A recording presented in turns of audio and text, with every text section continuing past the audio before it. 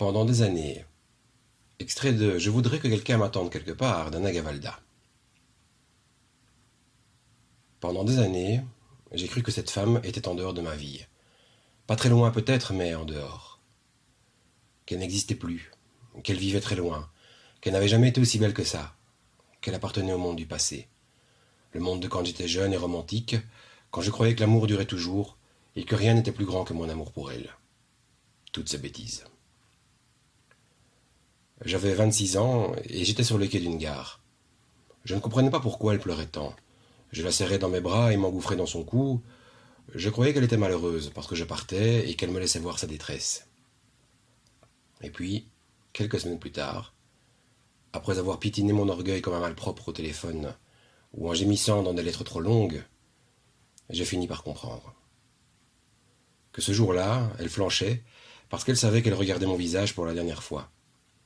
Que c'était sur moi qu'elle pleurait, sur ma dépouille, et que la curée ne lui faisait pas plaisir. Pendant des mois, je me suis cogné partout.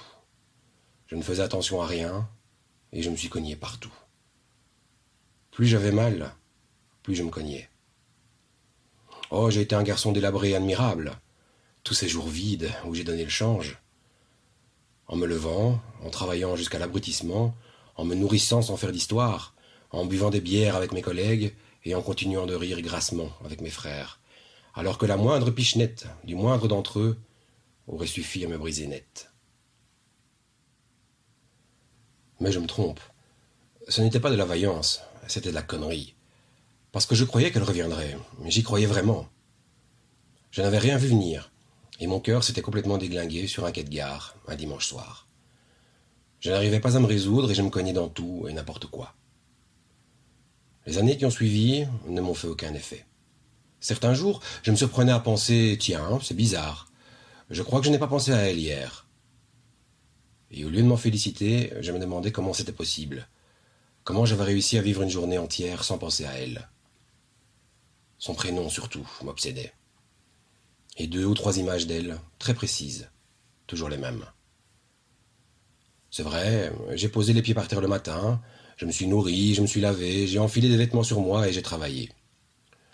Quelquefois, j'ai vu le corps nu de quelques filles. Quelquefois, mais sans douceur. Émotion, néant. Et puis enfin, quand même, j'ai eu ma chance, alors que ça m'était devenu égal. Une autre femme m'a rencontré. Une femme très différente est tombée amoureuse de moi, qui portait un autre prénom et qui avait décidé de faire de moi un homme entier. Sans me demander mon avis, elle m'a remis d'aplomb et m'a épousé moins d'1 an après notre premier baiser, échangé dans un ascenseur pendant un congrès. Une femme inespérée. Il faut dire que j'avais si peur. Je n'y croyais plus et j'ai dû la blesser souvent. Je caressais son ventre et mon esprit divaguait. Je soulevais ses cheveux et j'y cherchais une autre odeur. Elle ne m'a jamais rien dit. Elle savait que ma vie de fantôme ne ferait pas long feu.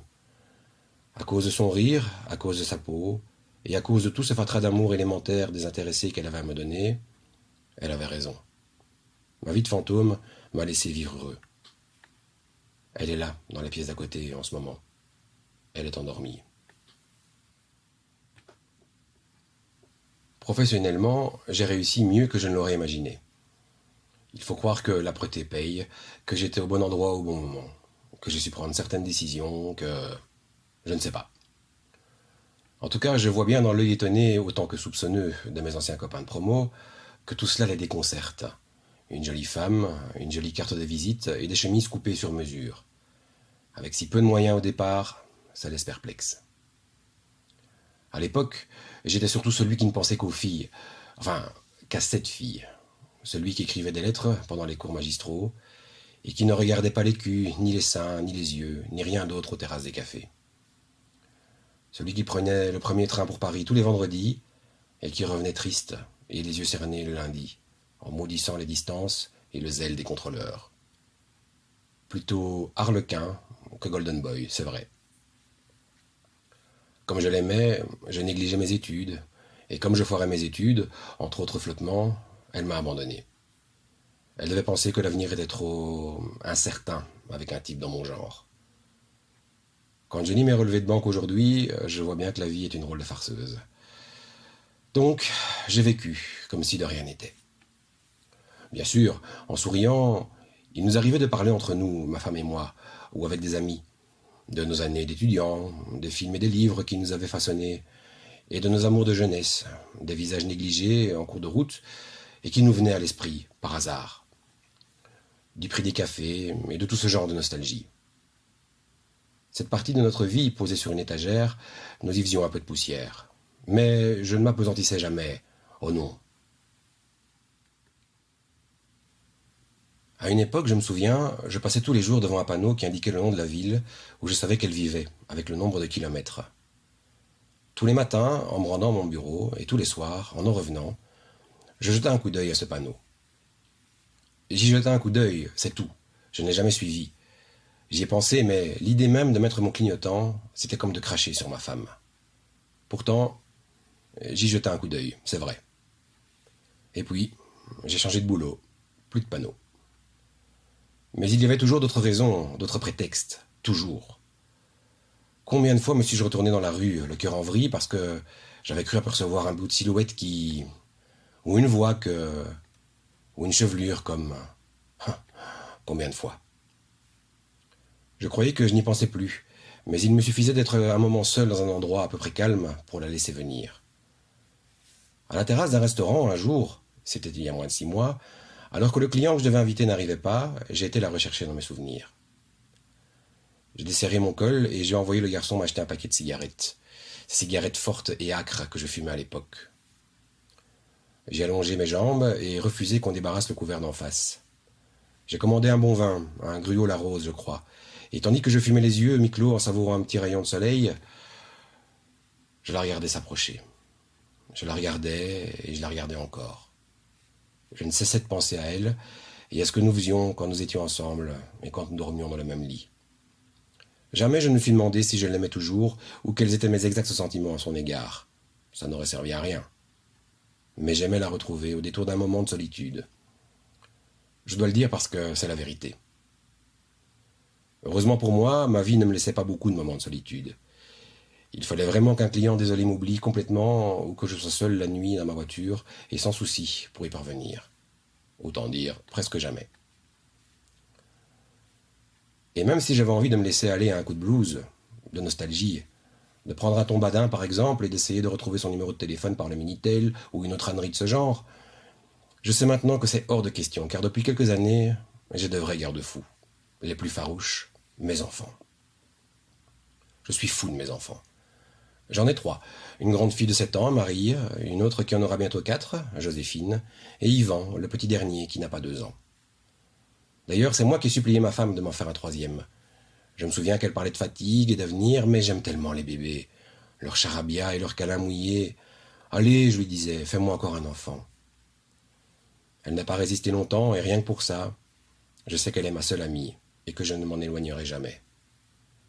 Même si je côtoie une ombre tenace. Mes enfants sont la meilleure chose qui me soit jamais arrivée.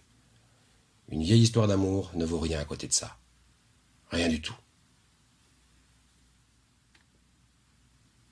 Voilà à peu près comment j'ai vécu. Et puis, la semaine dernière, elle a dit son prénom au téléphone. C'est Elena. Elena? Je ne te dérange pas? J'avais mon petit garçon sur les genoux, qui essayait d'attraper le combiné en couinant. Ben, c'est ton enfant? Oui. Il a quel âge? Pourquoi tu m'appelles comme ça? Il a quel âge? 20 mois. Je t'appelle parce que je voudrais te voir. Tu veux me voir? Oui. Qu'est-ce que c'est que ces conneries? Juste comme ça, tu t'es dit tiens, j'ai envie de le revoir. Presque comme ça. Pourquoi? Je veux dire, pourquoi maintenant? Après toutes ces années... 12 ans. Ça fait 12 ans. Bon, et alors, qu'est-ce qui se passe? Tu te réveilles? Qu'est-ce que tu veux? Tu veux savoir l'âge de mes enfants? Ou si j'ai perdu mes cheveux? Ou voir l'effet que tu me ferais? Ou c'est juste comme ça, pour parler du bon vieux temps? Écoute, je ne pensais pas que tu allais le prendre comme ça. Je vais raccrocher. Je suis désolé, Comment tu as retrouvé mon numéro? Par ton père. Quoi? J'ai appelé ton père tout à l'heure, et je lui ai demandé ton numéro, c'est tout. Il s'est rappelé de toi? Non. Enfin, je ne lui ai pas dit qui j'étais. J'ai posé mon fils par terre, qui est parti rejoindre ses sœurs dans leur chambre. Ma femme n'était pas là. Attends, ne quitte pas. Marie, est-ce que tu peux lui remettre ses chaussons, s'il te plaît? Allô, tu es là? Oui. Alors? Alors quoi? Alors tu veux qu'on se revoie? Oui. Enfin, pas longtemps. Juste prendre un verre ou marcher un petit moment, tu vois? Pourquoi? À quoi ça servirait? C'est juste que j'ai envie de te revoir, de parler un petit peu avec toi. Elena. Oui? Pourquoi tu fais ça? Pourquoi? Oui. Pourquoi tu me rappelles? Pourquoi si tard? Pourquoi maintenant? Tu ne t'es même pas demandé si tu risquais pas de mettre le merdier dans ma vie?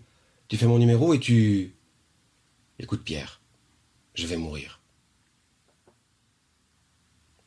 Je t'appelle maintenant parce que je vais mourir. Je ne sais pas exactement quand, mais dans pas très longtemps. J'éloignais le téléphone de mon visage comme pour prendre un peu d'air, et j'essayais de me relever, mais sans succès. C'est pas vrai. Si, c'est vrai. Qu'est-ce que tu as? Oh, c'est compliqué. Pour résumer, on pourrait dire que c'est mon sang qui... Enfin, je ne sais plus trop ce qu'il a maintenant, parce que les diagnostics s'embrouillent. Mais enfin, c'est un drôle de truc, quoi. Je lui ai dit... Tu es sûr? Attends, mais qu'est-ce que tu crois? Que je te raconte des cracks, bien mélo, pour avoir une raison de t'appeler? Non, excuse-moi. Je t'en prie. Il se trompe peut-être. Oui, peut-être. Non? Non, je ne crois pas. Comment c'est possible? Je ne sais pas. Tu souffres? Coup-ci, coup-ça. Tu souffres. Un petit peu, en fait. Et tu veux me revoir une dernière fois? Oui, on peut dire ça comme ça. Tu n'as pas peur d'être déçu? Tu ne préfères pas rester sur une bonne image? Une image de quand tu étais jeune et beau? Je l'entendais sourire. Exactement. Quand j'étais jeune et beau et que je n'avais pas encore de cheveux blancs. Tu as des cheveux blancs? Oh, j'en ai 5, je crois. Ah, ça va, tu m'as fait peur. Tu as raison. Je ne sais pas si c'est une bonne idée, mais j'y pense beaucoup depuis un bout de temps. Et je me disais que c'était vraiment une chose qui me ferait plaisir. Alors, comme il n'y a plus beaucoup de choses qui me font plaisir ces derniers temps, je, je t'ai appelé. Tu y penses depuis combien de temps? 12 ans. Non, je plaisante. J'y pense depuis quelques mois, depuis mon dernier séjour à l'hôpital, pour être exact. Tu veux me revoir, tu crois? Oui. Quand? Quand tu veux, quand tu peux. Tu vis où? Toujours pareil. À 100 kilomètres de chez toi, je crois. Elena? Oui? Non, rien. Tu as raison, rien. C'est comme ça. C'est la vie. Et je ne t'appelle pas pour détricoter le passé ou mettre Paris dans une bouteille, tu sais. Je t'appelle parce que j'ai envie de revoir ton visage, c'est tout. C'est comme les gens qui retournent dans le village où ils ont passé leur enfance, et dans la maison de leurs parents, ou vers n'importe quel endroit qui a marqué leur vie. C'est comme un pèlerinage, quoi. Je me rendais compte que je n'avais plus la même voix. Oui, exactement. C'est comme un pèlerinage. À croire que ton visage est un endroit qui a marqué ma vie. C'est toujours triste, les pèlerinages. Pourquoi tu dis ça? Tu en as jamais fait? Non. Enfin si, à Lourdes. Ah, bah oui, alors. Alors là, Lourdes, évidemment. Elle se forçait à prendre un ton moqueur. J'entendais les petits qui se chamaillaient et je n'avais plus du tout envie de parler. J'avais envie de raccrocher. Alors j'ai fini par lâcher. Quand? C'est toi qui me dis. Demain? Si tu veux. Où? À mi-chemin entre nos deux villes, à Sully par exemple. Tu peux conduire? Oui, je peux conduire. Qu'est-ce qu'il y a à Sully? Ben, pas grand-chose, imagine. On verra bien, on n'a qu'à s'attendre devant la mairie. Bon, à l'heure du déjeuner? Oh non, ce n'est pas très rigolo de manger avec moi, tu sais. Elle se forçait à rire encore. Après l'heure du déjeuner, ça serait mieux. Il n'a pas pu s'endormir cette nuit-là. Il a regardé le plafond en ouvrant grand ses yeux. Il voulait les garder bien secs, ne pas pleurer. Ce n'était pas à cause de sa femme. Il avait peur de se tromper, de pleurer sur la mort de sa vie intérieure à lui, plutôt que sur sa mort à elle. Il savait que, s'il commençait, il ne pourrait plus s'arrêter. Ne pas ouvrir les vannes, surtout pas. Parce que depuis tant d'années maintenant qu'il paradait et qu'il grognait sur la faiblesse des gens, des autres, de ceux qui ne savent pas ce qu'ils veulent et qui traînent toute leur médiocrité après eux, tant d'années qu'il regardait, avec une tendresse de merde, le temps de sa jeunesse. Toujours, quand il pensait à elle, il relativisait. Il faisait semblant d'en sourire ou d'y comprendre quelque chose, alors qu'il n'avait jamais rien compris. Il sait parfaitement qu'il n'a aimé qu'elle, et qu'il n'a jamais été aimé que par elle. Qu'elle a été son seul amour, et que rien ne pourra changer tout ça. Qu'elle l'a laissé tomber comme un truc encombrant et inutile. Qu'elle ne lui a jamais tendu la main ou écrit un petit mot pour lui dire de se relever. Pour lui avouer qu'elle n'était pas si bien que ça, qu'il se trompait, qu'il valait mieux qu'elle. Ou bien qu'elle avait fait l'erreur de sa vie et qu'elle avait regretté en secret. Il savait combien elle était orgueilleuse, et lui dire que pendant 12 ans elle avait morflé, elle aussi, et que maintenant elle allait mourir. Il ne voulait pas pleurer, et pour s'en empêcher, il se racontait n'importe quoi. Oui, c'est ça, n'importe quoi. Sa femme, en se retournant, a posé sa main sur son ventre, et aussitôt, il a regretté tous ses délires. Bien sûr qu'il a été aimé par une autre, bien sûr. Il regarde ce visage près de lui et il prend sa main pour l'embrasser. Elle sourit dans son sommeil. Non, il n'a pas à gémir. Il n'a pas à se mentir. La passion romantique, oh, ça va un moment. Mais maintenant, basta, hein. En plus, demain après-midi, ça ne l'arrange pas trop à cause de son rendez-vous avec le gars de Sigma 2. Il va être obligé de mettre Marcheron sur le coup et ça, vraiment, ça ne l'arrange pas. Parce qu'avec Marcheron... Non. Il n'a pas pu s'endormir cette nuit-là. Il a pensé à plein de choses. C'est comme ça qu'il pourrait expliquer son insomnie, sauf que sa lampe éclaire mal et qu'il n'y voit rien et que, comme au temps des gros chagrins, il se cogne partout. Elle n'a pas pu s'endormir cette nuit-là, mais elle a l'habitude.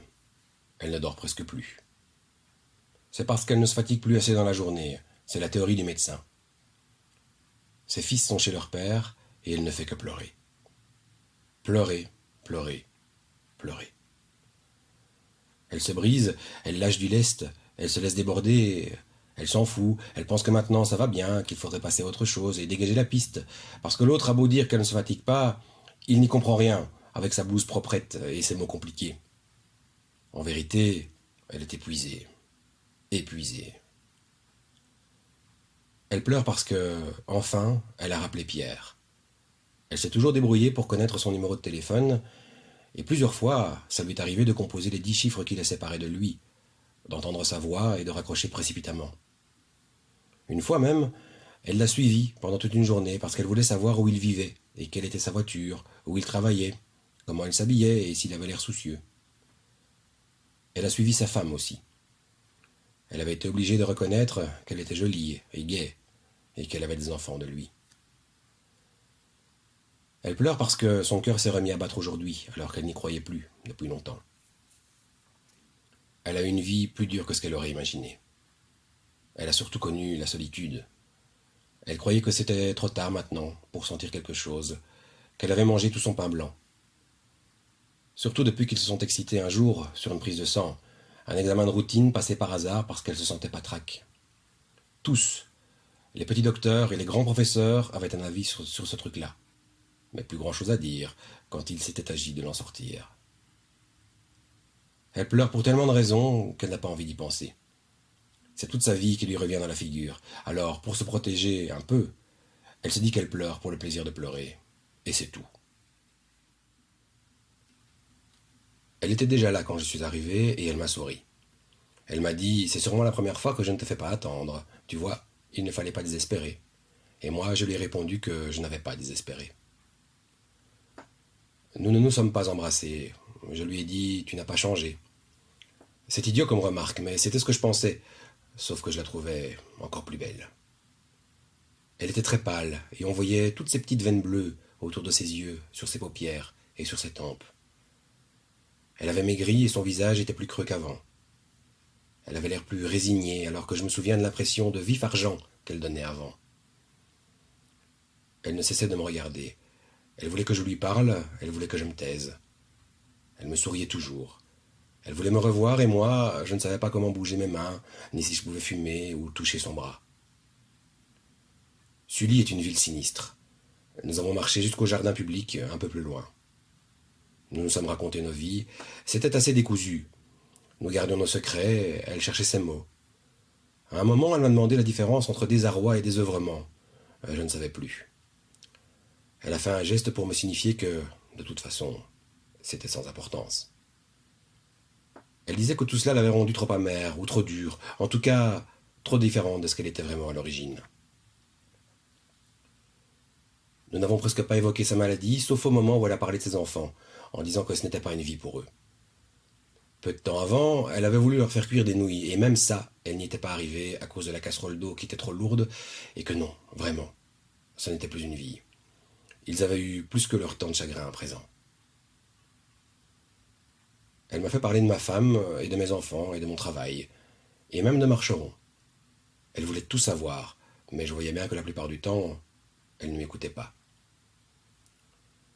Nous étions assis sur un banc écaillé, en face d'une fontaine, qui n'avait rien dû cracher depuis le jour de son inauguration. Tout était laid, triste et laid. L'humidité commençait à tomber, et nous nous tassions un peu sur nous-mêmes pour nous réchauffer. Enfin, elle s'est levée. Il était temps pour elle d'y aller. Elle m'a dit, j'ai une faveur à te demander, juste une. Je voudrais te sentir. Et comme je ne répondais pas, elle m'a avoué que, pendant toutes ces années, elle avait eu envie de me sentir et de respirer mon odeur. J'ai gardé mes mains bien au fond des poches de mon manteau parce que sinon je... Elle est allée derrière mon dos et elle s'est penchée sur mes cheveux. Elle est restée comme ça un long moment et je me sentais terriblement mal. Ensuite, avec son nez, elle est allée au creux de ma nuque et tout autour de ma tête. Elle a pris son temps et puis elle est descendue le long de mon cou, vers le col de ma chemise. Elle inspirait et gardait, elle aussi, ses mains dans son dos. Ensuite, elle a desserré ma cravate et ouvert les 2 premiers boutons de ma chemise. Et j'ai senti le bout de ses narines toutes froides contre la naissance de mes clavicules. Je... J'ai eu un mouvement un peu brusque. Elle s'est relevée dans mon dos et elle a posé ses 2 mains bien à plat sur mes épaules. Elle m'a dit, je vais m'en aller. Je voudrais que tu ne bouges pas et que tu ne te retournes pas. Je t'en supplie. Je t'en supplie. Je n'ai pas bougé. De toute façon, je n'avais pas envie parce que je ne voulais pas qu'elle me voie, avec mes yeux gonflés et ma gueule toute tordue. J'ai attendu assez longtemps et je suis reparti vers ma voiture.